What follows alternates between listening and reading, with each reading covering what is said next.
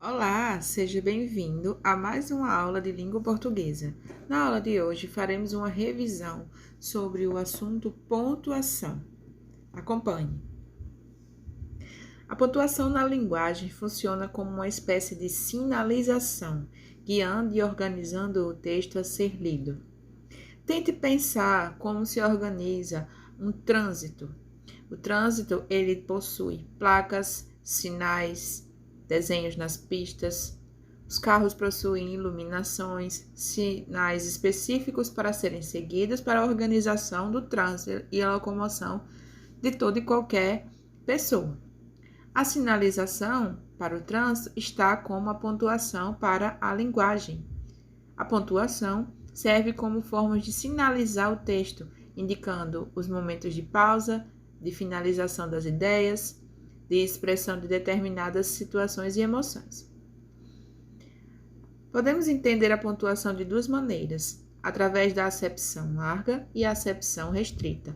Entenda a acepção como forma de compreender, como significado. Na acepção larga, consideramos não só os sinais, mas também os títulos, rúbricas, margens, escolha de espaços e caracteres, até a organização de capítulos e livros. Ou seja, na acepção larga, consideramos a pontuação de uma maneira mais geral, incluindo inclusive a edição e organização de livros. Já a segunda acepção específica, ela é composta especificamente pela pontuação em si, os sinais gráficos, que é o que nós dedicaremos a essa aula aqui. São eles a vírgula, o ponto e vírgula, o ponto final, o ponto de exclamação, o ponto de interrogação, as reticências e também os sinais de comunicação ou mensagem. Dois pontos, aspas, aspas simples e duplas, Travessão simples e duplo, parênteses, colchete, chave aberta e fechada e asterisco. Alguns desses sinais possuem uma subdivisão. Podemos considerar aqui alguns deles. Indicam uma pausa conclusa, uma pausa que finaliza uma ideia e dá início a uma outra ideia, e uma pausa inconclusa, que é aquela de menor tempo, aquela que não finaliza a ideia, apenas dá uma leve pausa na leitura. Tente imaginar como seria a comunicação sem os sinais, seja de pausa conclusa ou inconclusa. Várias situações incômodas ou desastrosas já aconteceram pelo mau emprego dos sinais de pontuação. Então, tente imaginar que a comunicação sem esses sinais seria um desastre, pois poderia gerar uma comunicação dúbia, ambígua, complicada e muitos mal-entendidos poderiam acontecer, Por exemplo, observe os dois exemplos aqui na tela. Não podem atirar ou não podem atirar. Qual que é a diferença que a vírgula fez aqui nesses dois enunciados? Uma vírgula aqui fez a diferença tão grande que na primeira eu peço para que não atire e na segunda eu simplesmente afirmo que pode atirar. Então, existe uma diferença muito grande. Imagine uma mensagem como essa sendo passada escrita e sem a vírgula adequada, o tipo de consequência que ele poderia gerar seria gigantesca, não é verdade? Vírgula.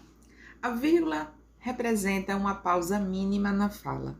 É graças à vírgula que nós indicamos que nós precisamos fazer uma breve pausa, mínima mesmo, na fala que estamos fazendo. E existem alguns motivos pelos quais a vírgula precisa ser utilizada. Por exemplo, na enumeração de mais de 2 elementos. Enumerar é apresentar as informações em sequência, geralmente apresentando itens do mesmo grupo, da mesma categoria. Então, observe o exemplo. O Brasil é composto basicamente por 3 raças, a saber, a negra, indígena e a branca. O que eu fiz aqui? Apresentei em sequência 3 raças, membros do mesmo grupo de sentido, raças. Para separar esses elementos, eu usei a vírgula. Observe que da negra para indígena tem uma vírgula separando essas duas raças. Logo, a vírgula foi usada por esse motivo, enumerar mais de 2 elementos. Ou ainda, para isolar o aposto explicativo, aprendemos que o aposto ele é um termo acessório que ele traz uma informação que não é tão relevante para o texto. Mesmo assim, o aposto ele pode aparecer dentro das orações. Quando ele aparece, muitas vezes ele vem isolado entre vírgulas. O aposto explicativo é aquele aposto que tem a intenção de explicar um termo que já foi citado antes na oração. Então, ele vai vir isolado entre 2 vírgulas se ele vier no meio da oração, uma vírgula se ele vier no início e uma vírgula se ele vier ao final da oração. Observe o exemplo. O aquecimento global, fenômeno previsto por cientistas, tem sido notavelmente percebido no dia a dia. Note que fenômeno previsto por cientistas é o aposto que está explicando o que é o aquecimento global, termo que foi citado anteriormente. Mas a vírgula também serve para separar orações que não apresentam conjunções que as interliguem, ou seja, orações que você não vai ter conjunções como mas, porém, e, todavia. Sempre que conjunções não aparecerem para ligar as orações umas às outras, a vírgula vem sendo utilizada para separá-las. Por exemplo, o projeto de lei foi criado pelo parlamentar, foi votado na Câmara dos Deputados, passou pelo Senado e, em seguida, sancionado pela Presidenta da República. Então, entre a primeira, a segunda e a terceira oração, nós temos vírgulas separando essas orações. Na ausência de conjunção, a vírgula é usada. 4. Para isolar certas expressões exemplificativas, conformação e conjunções. Além disso, por exemplo, isto é, ou seja, e todas as outras palavras que apresenta aqui, têm ideia de exemplificar, de conformar, ou são conjunções. Essas expressões vêm isoladas entre vírgulas. Isolar é estar entre vírgulas, ok? Elas vêm sozinhas entre vírgulas, certo? Então, por exemplo, a sociedade brasileira tem sido negligente, isto é, descuidada das questões essenciais ao bem-estar dos idosos. Isto é uma expressão que indica explicação. Por quê? Porque após essa expressão eu vou explicar o que significa uma palavra que eu disse antes, que é negligente. A vírgula também pode aparecer antes das conjunções, como por exemplo, o revezamento da tocha olímpica alegrou os moradores, embora tenha desagradado a uma parcela da população que preferiu o investimento em outras áreas do município. Qual a conjunção aqui? Embora. A vírgula aparece antes da conjunção, como também se fosse mas, todavia, entretanto, a vírgula vem antes. Atenção, uma informação importante. Nós não podemos separar o sujeito do verbo com uma vírgula, como por exemplo, os moradores da cidade de Açu presenciaram a passagem da tocha olímpica pela cidade. A vírgula empregada aqui, ela foi empregada de maneira inadequada, errada.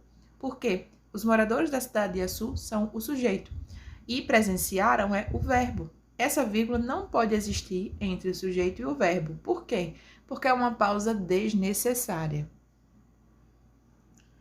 A vírgula também serve para separar ou intercalar vocativos, ou seja, sempre que apresentamos um vocativo, que é um termo acessório da oração, né, usado para chamar, convidar, interpelar uma pessoa na oração, ele vem isolado com vírgula, seja no início, no meio ou no fim das orações. Como, por exemplo, João, onde comprou esse livro? Veja que eu falo com João, me refiro a ele, né, me comunico com ele. Então, João é o meu vocativo e ele está intercalado com uma vírgula. Vírgula também serve para separar orações intercaladas, ou seja, quando você tem uma oração que apresenta, por exemplo, informações como disse ela, disse eu, afirmou o professor, né? Perguntou a aluna. Isso geralmente aparece em textos narrativos, depois da fala de alguém em geral. Também aparece para separar os locais das datas. Isso é muito comum quando fazemos cabeçalhos nos nossos cadernos, né? Por exemplo, Rio Grande do Norte, vírgula, 13 de agosto de 2021, separando o local, Rio Grande do Norte, da data. Ponto e vírgula. O ponto e vírgula eu costumo dizer que é um primo da vírgula. Ponto e vírgula é um sinal de pontuação intermediário entre o ponto e a vírgula, responsável essencialmente pela enumeração das orações. Então, se a vírgula muitas vezes colabora para separar a enumeração de itens, o ponto e vírgula ele é o sinal que faz isso por excelência. Então, ele é essencialmente um enumerador. Veja o exemplo. Nesse sentido, cabe ao governo oferecer melhores condições de trabalho às empregadas domésticas, garantindo seus direitos perante a lei. Ao judiciário, fiscalizar a aplicação dessas leis. Aos patrões, prezarem pelo cumprimento dos direitos de seus empregados. Note que nesse parágrafo, a ideia é fazer uma conclusão, seria um parágrafo de finalização do texto. E entre as medidas que cabiam ao governo fazer, né, as coisas que era responsabilidade do governo fazer, nós separamos isso com pontos e vírgulas, ok? Porque é uma pausa um pouco maior para finalizar uma parte da ideia que está sendo apresentada naquele parágrafo, sendo que a ideia principal não foi finalizada. Além disso, o ponto e vírgula pode separar estruturas coordenadas que não dependem, né, que não se dependem uma da outra, já portadoras de vírgulas internas, ou seja, orações, estruturas coordenadas que têm uma vírgula dentro dele, pertencentes à mesma ideia. Tal recurso auxilia bastante a produção de textos argumentativos. Por exemplo, durante o governo Lula, defendeu-se largamente a liberdade de expressão. No governo Dilma, o povo literalmente saiu às ruas. Então, perceba que nós temos vírgulas dentro dessas estruturas coordenadas, né, do primeiro trecho, do segundo, e aí, para separar uma a outra, a gente usou o ponto e vírgula. O travessão. O travessão é um sinal de pontuação usado maioritariamente no início das falas no discurso direto. O que seria o discurso direto? É aquele feito por meio das falas dos personagens, preservando exatamente o que ele disse. Então, podemos ter o discurso direto numa narração, por exemplo, quando o personagem fala, ou ainda quando precisamos usar as aspas, né, para manter a fala original do interlocutor. É também usado para substituir a vírgula ou os parênteses em orações intercaladas ou no destaque de alguma parte da frase, geralmente um aposto. Então, nas orações intercaladas, o travessão pode substituir a vírgula ou os parênteses, separando-os da oração principal. Então, além de podermos usar as vírgulas ou os parênteses, como a gente vai ver mais à frente, o travessão também faz o mesmo papel, ok? E é o travessão duplo. Por exemplo, há quem diga que não seria necessária uma reforma política, apenas novas eleições bastariam, mas o sistema partidário brasileiro anda descredibilizado devido aos recentes escândalos de corrupção. Então, essa frase aqui intercalada, essa informação intercalada aqui, eu usei o travessão para deixar ela em destaque. Também pode ser usado no destaque de alguma parte da frase. Por exemplo, o travessão realça uma informação sobre um elemento da frase. Veja, as escolas públicas brasileiras têm lutado contra o inimigo que perdura há décadas, o descaso e da falta de investimento na educação. Então, deixei essa última parte aqui em destaque, né? Porque eu quero deixar um realce nessa informação, considero que ela é importante. Então, o travessão pode me ajudar a dar esse realce. Aspas. Aspas são sinais de pontuação cuja principal finalidade é destacar alguma parte do texto, distinguindo-a do restante.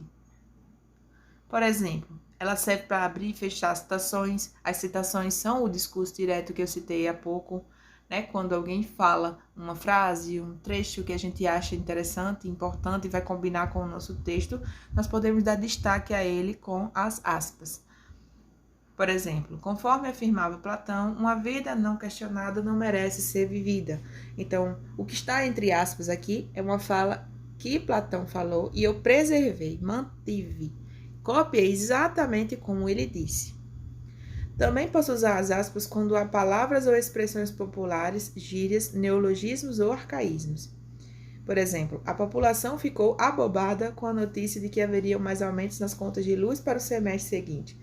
Então, neste caso aqui, a palavra abobada parece ser uma expressão popular ou um arcaísmo, uma palavra antiga, que não se usa muito na atualidade. Então, para dar destaque a essas expressões, né, gírias, neologismos, palavras novas, né, criadas, a gente usa a aspa para dar esse destaque.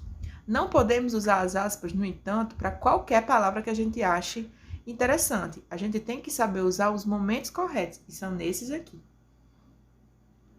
Também podemos usar as aspas para marcar o estrangeirismo, quando não há opção de itálico. Por exemplo, quando estamos digitando no computador, nós temos a opção de colocar as palavras em destaque, ou por meio do negrito, né? A letra fica um pouco mais escura, ou ainda por meio do itálico, a letra fica inclinadinha para a direita, né? Mas quando nós não temos a opção de criar o itálico, quando estamos escrevendo à mão, por exemplo, nós podemos usar as aspas para dar esse destaque para essa palavra. Especialmente quando a gente está escrevendo uma palavra que não é da língua portuguesa, ela é estrangeira. Então, a gente usa a aspa para dar esse destaque, como é o caso da palavra hackers, no exemplo abaixo. Também podemos usar as aspas para delimitar o título de uma obra. Por exemplo, quando observamos uma discussão mais profunda sobre a sociedade líquida na obra A Identidade do sociólogo Zygmunt Bauman. Então, aqui eu destaquei o nome da obra, do livro, né, do Zygmunt Bauman, usando as aspas. Mas eu também posso usar isso aqui para dar destaque ao nome de um CD, o nome de um DVD, o nome de um filme, né, o nome de um artigo, enfim. Ponto final. O ponto final ele vai representar uma maior pausa e serve para encerrar períodos. Então, sempre que eu quero apresentar uma ideia que já está encerrada, eu uso o ponto final para encerrar esse período. Ele também é usado para acompanhar muitas palavras abreviadas, como, por exemplo, você quer abreviar a palavra página, você pode colocar um P, um A e um G e um ponto final, ou você quer indicar, por exemplo, a segunda, né, feira, por exemplo. Em vez de você colocar segunda-feira, você pode colocar o numeral 2, a indicação que ele é um ordinal e um ponto, por exemplo, né? Mas é preciso ficar bem atento. Apesar do ponto final ser usado para encerrar as orações, nem toda oração é encerrada com um ponto final. Muitas vezes as frases que forem interrogativas, que são aquelas que servem para perguntar, a gente vai usar o sinal, o ponto de interrogação. E se for uma frase exclamativa, aquela que a gente expressa susto, ordem, raiva, né? Alegria, admiração, muitas vezes a gente vai usar o ponto de exclamação. Então, é interessante saber que o ponto final só vai aparecer no final de frases declarativas, ou seja, aquelas que afirmam ou negam. Então, o ponto de exclamação. Ele é um ponto que serve para indicar uma entonação diferenciada. Sempre que a gente quer marcar que as nossas frases, nosso enunciado, ele quer demonstrar uma emoção diferente, uma entonação exaltada, seja de raiva, de surpresa, de admiração, de medo, de alegria, né, de tristeza, a gente pode usar o ponto de exclamação para marcar essa entonação. Então, usamos ele no fim de oração enunciada com entonação explicativa, por exemplo, que liberdade, ou corra, ou então, não é possível que você não me escute. Perceba que para cada uma dessas eu dei uma entonação diferente. Então, para que o ponto de exclamação seja respeitado, eu preciso dar a entonação certa. Usamos também após o ponto de exclamação, depois de uma interjeição. Por exemplo, olé!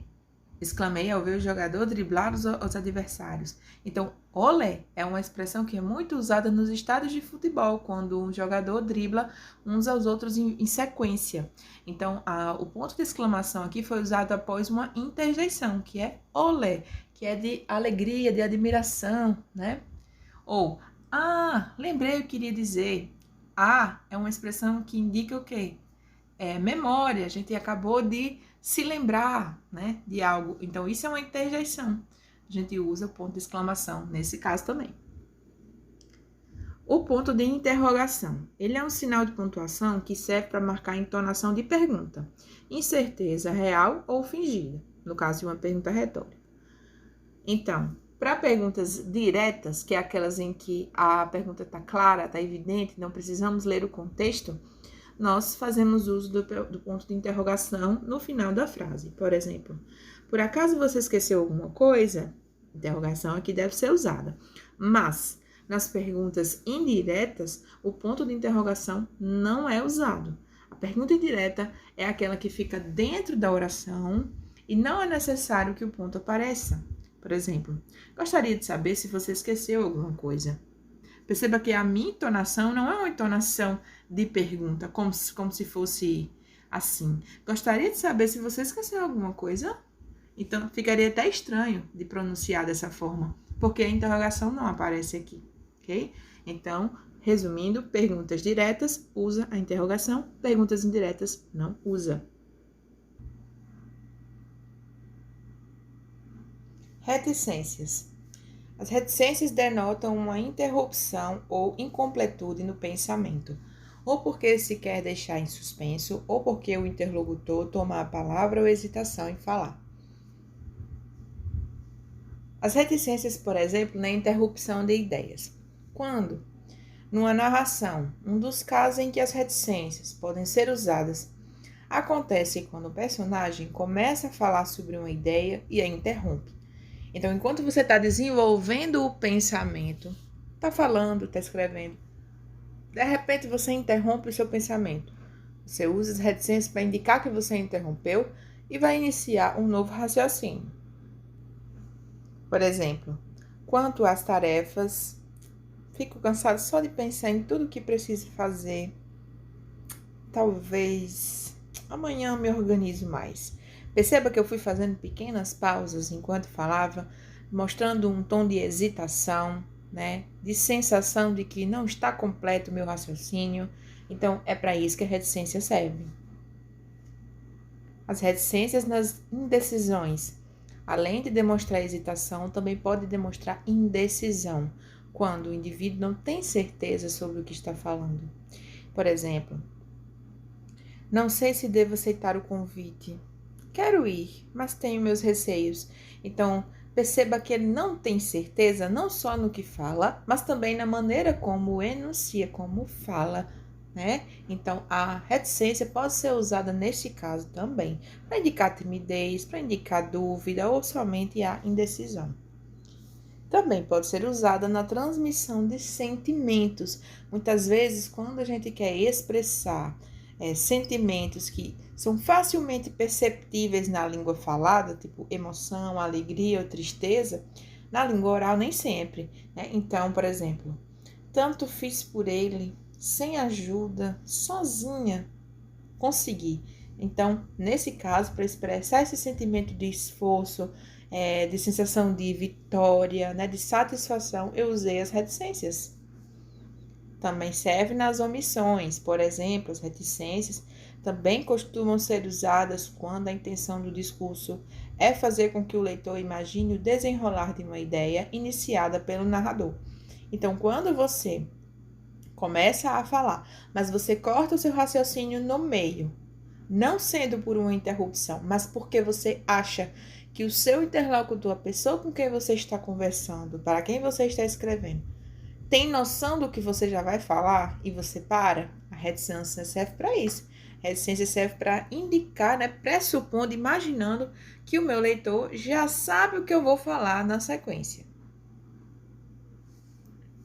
Também serve nas interrupções dos discursos, por exemplo, quando você faz uma citação direta, ou seja, pega uma fala exatamente como foi produzida, escrita ou falada por um autor e você reproduz em outro texto seu.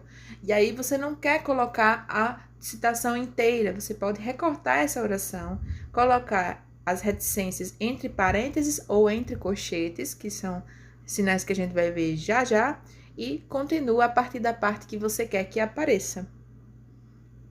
Também serve para realçar discursos, por exemplo, as reticências podem aparecer também como uma forma de destacar alguma palavra ou expressão sendo utilizada antes dela. Por exemplo, aquele olhar é encantador. Então, é como se ele estivesse pensando qual palavra seria melhor para destacar o que significaria aquele olhar que ele está observando. Então, a reticência serve para dar esse destaque. Mas, lembre, ao usar os sinais, ponto final, ponto de exclamação, ponto de interrogação, na sequência, use letra maiúscula, ok? E com relação às reticências, tem um detalhe importante. As letras maiúsculas podem ser usadas após as reticências quando a ideia que vem na sequência, né, é uma ideia nova. Se a ideia for a continuidade da anterior, você mantém a letra minúscula. Por exemplo, Amanda sorriu, resolveu perguntar sobre seu pai. Então, veja, Amanda é uma ação, resolveu perguntar sobre seu pai é outra.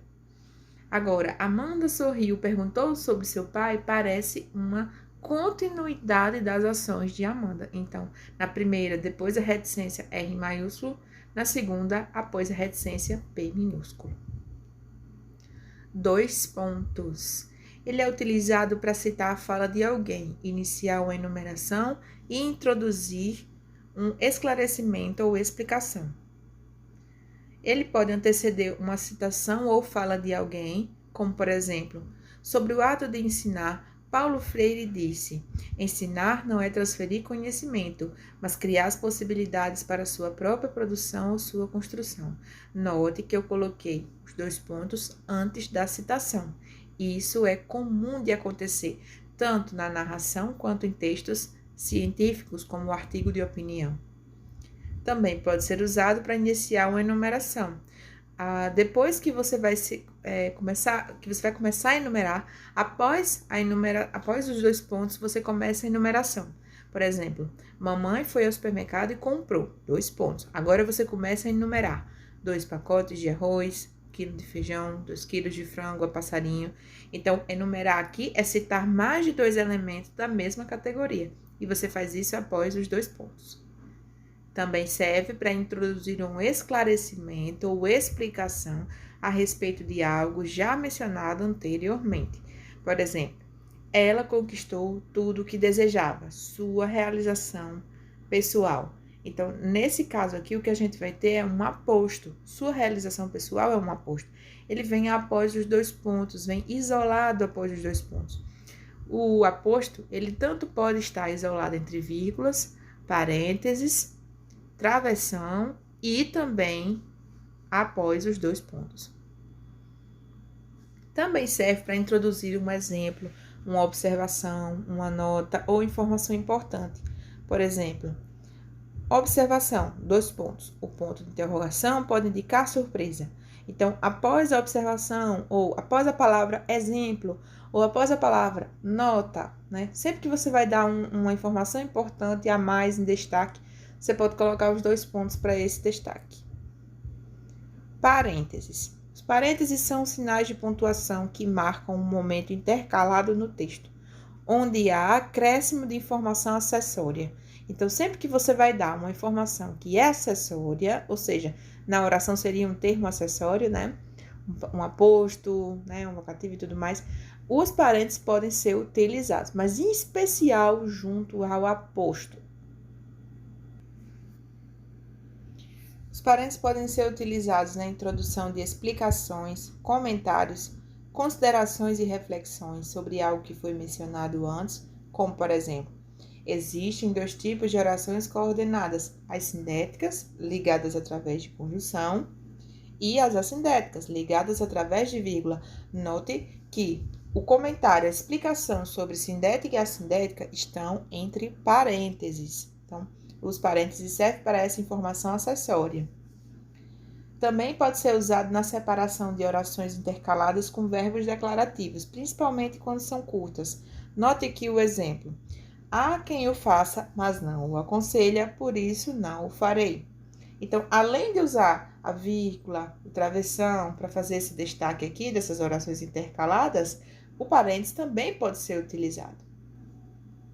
Também pode ser usado na introdução de dados bibliográficos e biográficos, né? Os dados biográficos se referem ao período da vida de alguém, a biografia de alguém, e os dados bibliográficos são aqueles em que a gente vai incluir o nome do autor, o nome da obra, o ano, às vezes a página onde a gente tirou aquele trecho. Por exemplo, os dados biográficos aqui apresentados usando o parênteses. A gente citou o nome da pessoa de quem a gente está falando na biografia, Maria Heloísa Magalhães, e após isso a gente citou o local e o ano de nascimento, local e ano de morte. entre parênteses, uma informação aqui de dado biográfico. E os dados bibliográficos? Geralmente a gente usa quando a gente faz uma citação dentro do texto. A gente abre aspas, escreve a citação, fecha aspas e abre parênteses para colocar os dados da onde aquela citação foi retirada, que é um dado bibliográfico. Por exemplo, Jorge Amado, Mar Morto, 1936, em que Jorge Amado é o autor, Mar Morto é o nome do livro, 1936 é o ano de publicação do livro. Indicações cênicas. As indicações cênicas, elas se referem a indicações que são dadas aos atores nas peças de teatro para contextualizar a ação dos mesmos no palco. Então, quando os atores recebem os seus papéis, eles precisam decorar textos para encenar. Então, para decorar os seus papéis, eles recebem roteiros e ele precisa decorar para fazer os ensaios e as apresentações, seja ao vivo ou gravado. Nesses roteiros, com as suas falas, eles recebem indicações, ou seja, o que eles devem estar fazendo ao dizer cada palavra. Ele pode receber uma indicação dizendo que eles têm que abrir a porta, que ele tem que sair e ir falando, que ele tem que ir sentando, que ele tem que ir chorando. Então, essas indicações é a maneira como ele tem que interpretar aquela cena. Por exemplo, o personagem Rogério fala: "Você está vindo tão tarde hoje?" Marina, a outra personagem, responde: "Entrando na sala." A indicação cênica aqui é que Marina vai falar: "Eu sei, fiquei presa no trânsito", entrando no ambiente, entrando na sala. Também serve para indicar a possibilidade de leitura de uma certa palavra no gênero masculino ou feminino, singular e plural. Então, muitas vezes, quando a gente vê as palavras ali que servem para tanto o indivíduo só, como também para um grupo de pessoas, você abre parênteses, coloca ou o S ou o A junto também, para indicar que eu posso ler tanto no feminino quanto no plural. Colchetes. Os colchetes têm a mesma finalidade que os parênteses. Todavia, seu uso se restringe aos escritos de cunho didático, filológico e científico. Os colchetes podem ser utilizados especialmente em textos científicos de definição, como o dicionário, por exemplo, para fazer referência à etimologia da palavra, ou seja, a origem da palavra. Perceba nesse verbete aqui abaixo, amor, do latim amore. Perceba que do latim é a origem da palavra amor, né? Então, coloquei ele entre colchetes. Também pode ser usado para intercalar palavras ou símbolos que não pertencem ao texto, como nesse caso aqui abaixo, em que a informação que vem entre parênteses serve para indicar a tradução desse trecho. Também serve para inserir comentários e observações em textos já publicados. Muitas vezes nós precisamos reeditar um livro para publicá-lo novamente. Então, quando fazemos isso, nós inserimos comentários, observações, retificamos algumas coisas e fazemos isso usando dos colchetes, né? Inserindo esses comentários usando colchetes. Também serve para indicar omissões e partes de transcrição de um texto. Por exemplo, quando você não quer colocar todo o trecho inteiro da citação, faz como eu mostrei agora há pouco com o uso das reticências, usa os colchetes ou os parênteses com as reticências dentro para omitir, né, eliminar um certo trecho. As chaves. As chaves também são chamadas de chavetas. São um sinal gráfico usado para indicar reunião, grupo, agrupamento. As chaves tanto são utilizadas na linguística, na linguagem, quanto na matemática. Na matemática, a semelhança dos parênteses, ou seja, são parecidas com os parênteses e os colchetes, né? As chaves agrupam diversos elementos de uma operação, definindo sua ordem de resolução, ou seja, a partir do uso das chaves, dos parênteses, dos colchetes, a gente vai definindo numa expressão o que a gente tem que resolver primeiro. Já na linguística, as chaves costumam aparecer quando a gente quer indicar morfemas, que são as pequenas unidades significativas que formam as palavras. Então, desde o radical até o prefixo, o sufixo, né? As desinências, as chaves são usadas para destacar essas expressões. Por fim, os asteriscos. Os asteriscos são sinais gráficos em forma de estrela. Eles servem nas remissões a notas ou explicações contidas em pé de página ou ao final dos capítulos, como, por exemplo, Ao ler um texto e você viu uma palavra destacada com um asterisco na parte de cima, no final da página vai haver algum comentário sobre aquela palavra. O asterisco, então, ali está fazendo uma remissão, uma referência a uma palavra que foi citada no texto. Também serve na substituição de nomes próprios não mencionados, como, por exemplo, situações em que nós não temos o nome ou não queremos revelar o nome de alguém em um texto, o asterisco pode indicar esse nome. E chegamos ao final do nosso estudo sobre a pontuação. Espero que você tenha compreendido, tenha revisado o nosso assunto, espero que tenha contribuído para os seus estudos, para os seus conhecimentos.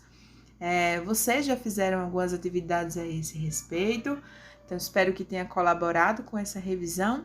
Pode ver essa aula quantas vezes você desejar e obrigado por assistir até aqui e até a próxima!